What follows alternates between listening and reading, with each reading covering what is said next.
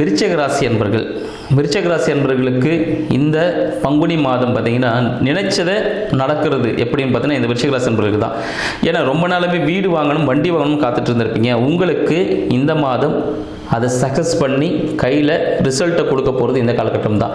ஏன்னா ஒரு ப்ராசஸில் இருந்திருப்பீங்க, அந்த ப்ராசஸில் எப்போ வெற்றி அடையுமா அப்படின்னு சொல்லிட்டு கொஞ்சம் ஒரு ப்ராசஸில் போய்கிட்டே இருக்கும், இது விட்டுருவோமா வேண்டாமா அப்படின்னு சொல்லிட்டு. ஆனால் அதுக்காக இல்லைங்க, உங்களுக்கான ரிசல்ட்டை கொடுக்கறதுக்காகவே இந்த பங்குனி மாதம் உங்களுக்கு காத்துட்ருக்கு. ஏன்னா வசந்த காலம் வரப்போகுது இல்லை. ஸோ வசந்த காலம் வரும்போது விருச்சிக ராசிக்கும் வசந்த காலம் தானே, காலபுருஷனுக்கு 8ஆம் வீடாச்சே. ஸோ அப்போ விஷயம்னா பிரச்சனைகளை களையும் பொழுது சரிங்களா.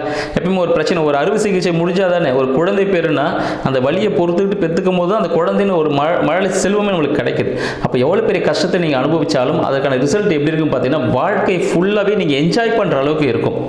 அப்போது இந்த விருச்சிக ராசி அன்பர்களுக்கு இந்த காலகட்டம் வீடு வண்டி வாகனம் வாங்குவதற்கான வாய்ப்புகள் அதிகமாக இருக்குது அப்படின்னு சொல்லலாம்.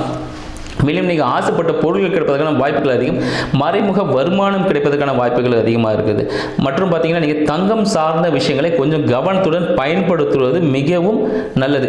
ஏன்னா மனம் சார்ந்த பிரச்சனைகளும் அதனால் ஏற்படும். தங்கம் சார்ந்த விஷயங்களிலும் இல்லை பொருட்களை கையாளும் பொழுது கொஞ்சம் கவனம் வேணும். இந்த மனதிற்கு பிடித்த சில பொருட்கள் உடைவதற்காகவும் தொலைவதற்காகவும் சான்சஸ் இருக்குது. நீங்கள் எந்த விஷயத்தை ஆரம்பிக்கிறதா இருந்தாலும், இன்கேஸ் ஏதாவது ஒரு ப்ராடக்ட் வாங்குற மாதிரி இருக்கீங்க, லேண்டோ வெஹிக்கிள் எதனா வாங்குற மாதிரி இருந்தீங்கன்னா தங்கத்தை அடமானம் வைத்து வாங்குவது மிக சிறந்த பரிகாரமாக அமையும்.